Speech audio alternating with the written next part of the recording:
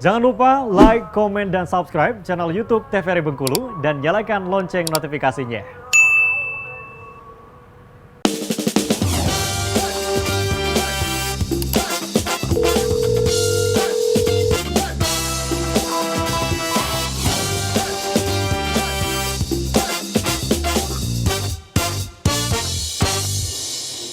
Ya pemirsa, Anda kembali menyaksikan Dokter Kito bersama Kito Sehat edisi hari ini dengan tema faktor resiko stroke. Dan tentunya kita masih bersama dengan kedua narasumber kita, ada Dokter Azari, spesialis neurologi, dan juga Dokter Dela. Nah, kali ini kita sudah membahas secara general nih kan dokter, berkaitan dengan penyakit stroke ya, dan bedanya dengan penyakit yang mengganggu sistem gerak yang lainnya gitu dokter. Sekarang kita langsung saja ke slide PowerPoint dokter, supaya lebih jelas nih untuk kepada pemirsa di rumah. Siap. Oke dokter. Oke. Baik. Faktor risiko stroke. Nah, ini mungkin buat kita semua ya. Apa itu yang dimaksud dengan faktor risiko stroke? Nah, faktor risiko itu adalah penyebab terjadinya suatu stroke pada pasien-pasien. Nah, di sini kita bisa lihat ya. Next-nya. Nah, stroke. Stroke itu sebenarnya terdiri dari dua ya. Ada stroke perdarahan dan ada stroke sumbatan. Nah, ini contohnya kita bisa lihat di slide. Ini adalah suatu sumbatan. Ini ada gambar otak, kemudian ini area yang tersumbat ya. Ini pembuluh darah yang tersumbat. Jadi kalau kita bisa membayangkan, kita bayangkan suatu selang air. Nah, selang air tersebut dia berisi air ya, itu ibaratnya pembuluh darah. Airnya itu adalah darahnya. Nah, ketika terjadi suatu sumbatan, otomatis aliran darahnya tersebut tidak lancar menuju ke sel otaknya. Apa akibatnya jika aliran darah tidak lancar? Darah itu dia membawa oksigen, darah membawa nutrisi untuk otak, sehingga otak bisa terus bekerja dengan baik. Nah, ketika dia kekurangan aliran darahnya, di sini kita bisa bayangkan terdapat ada suatu sumbatan ya, otomatis aliran darahnya mampet di sini. Terhambat di sini, nggak bisa jalan ke sini. Daerah ini menjadi kosong, akibatnya sel otaknya menjadi terganggu. Nah, sel otak itu tiap-tiap bagiannya itu dia berfungsi untuk melakukan tugas-tugas tertentu. Misalnya di daerah depan ya, di daerah otak bagian depan itu dia mengontrol mengenai perilaku kita, emosi kita, kecerdasan ya. Nah, apabila daerah tersebut terkena sumbatan, tentunya sel otaknya akan terganggu, akan menjadi rusak selnya. Nah, makanya gejala pada pasien dengan gangguan sumbatan di pembuluh darah otak bagian depan, mungkin bisa ada gangguan perilaku, gangguan emosi, marah-marah misalnya, atau murung, sedih terus. Itu ya, itu yang gejala klinis yang tercipta. Nah, ada lagi tipe stroke berikutnya, yaitu stroke perdarahan atau stroke hemoragik. Nah, ini beda lagi. Kalau tadi sumbatan karena di sini ya ada sumbatan, jalurnya ya, dokter. Jalurnya terhambat, betul. Di sini pecah pembuluh darahnya. Kita bayangkan selang tadi. Jadi selangnya kuat, bagus ya. Nah, tiba-tiba selangnya sobek, otomatis airnya keluar semua.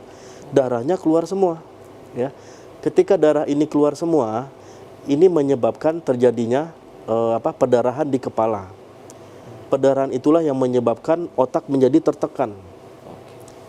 Ya, kepala kita itu suatu rongga tertutup, ditutup oleh tulang.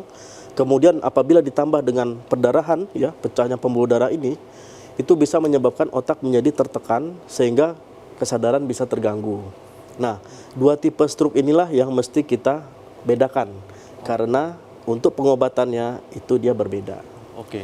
Nah, itu yang mengenai intronya dari yang stroke. pecah pembuluh darah ini dokter, ini karena trauma kah, ada benturan atau seperti apa? Ya. Penyebabnya. Bagus, penyebabnya. Jadi penyebab dari pecah pembuluh darah ini yang pertama adalah karena elastisitas pembuluh darah tersebut. Jadi memang dari endotelnya, dinding pembuluh darahnya yang lemah. Pertanyaannya, kok bisa jadi lemah ya? Nomor satu, nah balik lagi ke faktor resikonya. Nanti kita jelaskan. Oke, Ya. dokter. Dia di sana juga. Nah, tadi ya oh ternyata stroke itu ada 2 macam ya, ada sumbatan, kemudian juga ada pendarahan. Nah, terus apa sih pengaruh ya, pengaruh dari stroke terhadap tubuh? Di sini kita bisa lihat ya, tergantung pada bagian otak mana yang terkena di sini. Nah, misalnya terkena di otak yang tadi kita bilang daerah depan, tentunya ada gangguan perilaku ya, Emosional gitu ya. emosional. Misalnya contoh ya, kok ini kemarin ada saudara kena stroke kok tiba-tiba marah-marah ya dok ya, kok tiba-tiba jadi murung ya. Itu bisa, atau dia ketawa terus, ada juga yang seperti itu, atau sedih terus, ada yang seperti itu ya. Nah, jadi memang gangguan di bagian depan itu menyebabkan gangguan perilaku. Beda lagi misalnya kena di bagian belakang ya, di bagian oksipital kalau bahasa kedokterannya. Itu bisa menyebabkan gangguan penglihatan. Karena pusat penglihatan kita di daerah belakang, di daerah oksipital. Nah, jadi kadang-kadang, dok, kok saya kemarin kena stroke, tapi kok penglihatan saya rasanya kok sepertinya menyempit ya. Sepertinya saya kalau jalan nabrak-nabrak rasanya. Nah, itu biasanya disebabkan karena ada sumbatan di daerah belakang. Jadi sebenarnya secara gejala dokter itu bisa membedakan, oh ini kemungkinan lokasinya di belakang, oh ini kemungkinan di depan, oh ini mungkin di daerah tengah otak ya, di daerah tengah otak gimana gejalanya? Ya, gejalanya kalau di daerah tengah ini gejala sensorik biasanya. Ya, jadi gejala gangguan sensorik. Contohnya apa? Kesemutan separuh badan. Kok rasanya kok mati rasa ya, atau kok rasanya seperti kayak panas, rasanya seperti kebakar tapi separuh badan. Nah, dokter itu bisa memperkirakan, oh ini kemungkinan di daerah tengah otak. Jadi kita bisa tahu kemungkinan area-area yang terkena bagaimana.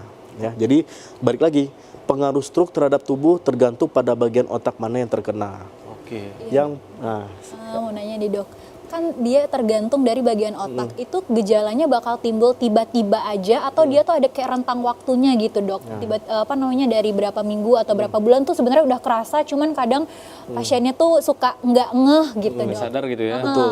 Gimana? Ya, bagus. Jadi memang kata kunci dari stroke itu adalah mendadak.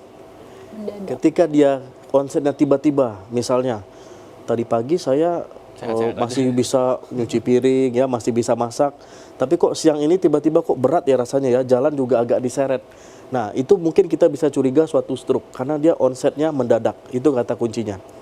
Ya, sumbatan itu dia memang terjadinya tiba-tiba, pecahnya pembuluh darah itu terjadinya tiba-tiba. Jadi kalau dia misalnya berangsur-angsur makin lama makin memberat, dok kemarin ini saya saudara misalnya ya, jalannya bagus ya 3 bulan lalu, kok 2 bulan terakhir makin lama makin diseret, sekarang lama-lama jadinya pakai kursi roda. Itu beda lagi. Nah, di situ kita bisa tahu ada yang gejalanya mendadak, kemungkinan besar adalah suatu gangguan pembuluh darah. Kalau dia pelan-pelan ya, itu beda lagi. Bisa itu suatu massa atau tumor ya, atau hal lain. Nah, disabilitas ya. Apa itu disabilitas? Suatu gangguan yang muncul pada pasien stroke. Di sini kita bisa lihat sama-sama ya, 2/3 penderita stroke mengalami gangguan ke aktivitas sehari-hari, gangguan kehidupan sehari-hari. Mau makan berat, mesti disuapin ya. Orang lain, ya. Betul. Mau ke toilet, nah mesti dibantu ya. Ganti baju mesti dibantu. Nah, kemudian apalagi? 1 dari 3 penderita stroke mengalami namanya afasia. Apa itu afasia? Yaitu gangguan bicara. Ada 3 tipe afasia atau gangguan bicara. Ya, jadi bisa ngerti pembicaraan, tapi dia nggak bisa mengeluarkannya. Ya, mungkin dia ngangguk segala macam. Yang kedua, dia tidak mengerti pembicaraan, tapi dia bisa bicara. Bisa merespon. Jadi nggak nyambung. Dia ngomong apa, jawabnya apa ya, balasannya itu tidak nyambung. Yang ketiga, memang nggak bisa semuanya, nggak bisa ngomong dan nggak ngerti. Itu gangguan bahasa ya, itu biasa terjadi di daerah lobus temporal atau di daerah samping otak. Nah, kemudian sebanyak 60% mengalami gangguan penglihatan, baik itu yang ringan maupun yang berat, sampai benar-benar gelap sekali, nggak bisa lihat ya, atau hanya buram atau menyempit saja pandangannya, itu bisa terjadi juga. Yang tadi, biasanya di daerah oksipital atau di daerah otak bagian belakang. Berarti stroke ini bukan cuman persoalan gangguan gerak berarti dokter ya, Betul. gangguan penglihatan pun juga. Ini dokter saya yang penasaran, tadi kan di setiap bagian dari otak ini kan dia punya fungsinya masing-masing. Kalau penglihatan di bagian belakang dan lain sebagainya tadi. Tapi kenapa di beberapa olahraga nih dok ya, saya tahu itu menghindari benturan di bagian belakang, itu tidak boleh memukul di bagian belakang. Sedangkan kayak sepak bola kan di bagian depan kayaknya biasa aja tuh dok. Betul, Teman-teman sama bola tuh dok. Itu kenapa tuh dok kalau seperti itu? Bagus. Jadi gini, secara anatomi itu adalah posisi dari struktur di otak ya. Di daerah belakang ini memang termasuk area penting adalah di area sekitar leher. Jadi agak pertengahan antara perbatasan kepala dengan leher. Itu ada namanya vertebra. Vertebra itu adalah kepanjangan saraf di sini. Nah, saraf di leher ini atau di belakang itu merupakan saraf yang sangat penting sekali untuk kehidupan kita. Apabila saraf ini cedera, dipukul bagian belakang ya, cedera jadinya, itu yang bisa menyebabkan kematian mendadak. Karena pusat kesadaran juga di sana. Ada pusat kesadaran, pusat bernafas, pusat otonom. Maksudnya apa? Pusat otonom itu mengontrol denyut jantung, mengontrol pernapasan. Jadi semua pusat penting di sini. Makanya pada beberapa cabang olahraga sangat tidak boleh daerah belakang. Karena itu berbahaya sekali. Kalau misalnya kena, maka bisa terjadi kematian mendadak pada orang yang kena tersebut. Gitu. Bisa dia langsung pingsan, langsung hilang kesadaran dan bahkan sampai meninggal dunia. Betul, dokter, ya. Gangguan jantung langsung kena ya, gangguan pernapasan, gangguan kesadaran, udah. Itu yang sangat berbahaya sekali. Oke dokter, semakin menarik pembahasan kita dokter, tapi kita harus jeda terlebih dahulu. Silakan duduk dokter. Pemirsa jangan kemana-mana, semakin menarik pembahasan kita dengan tema hari ini faktor risiko stroke. Tetap di TVRI Bengkulu.